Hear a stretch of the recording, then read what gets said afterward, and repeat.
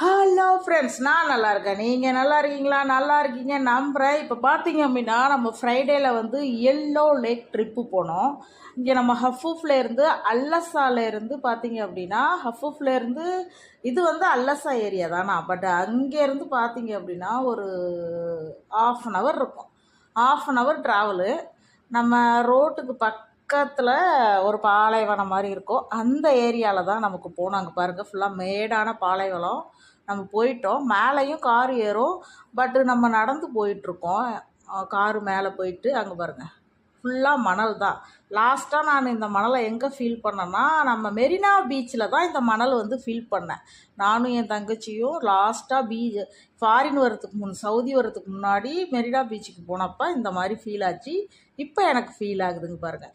ஒரு மேலே அந்த மேலே சரியான காற்று, பின்னாடி பார்த்திங்கன்னா ஒரு பெரிய லேக் இருக்குது.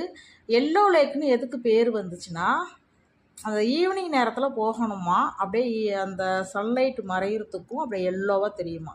பட் நம்ம ரொம்ப மிஸ் பண்ணிட்டோம், கொஞ்சம் லேட்டாக போயிட்டோம். ஏன்னா வழி கொஞ்சம் அப்படி இப்படின்னு மாறி போனதுனால நம்ம அந்த சூரியன் மறைஞ்சிட்டு அங்கே பாருங்கள் இருட்ட ஆரம்பிச்சிட்டு.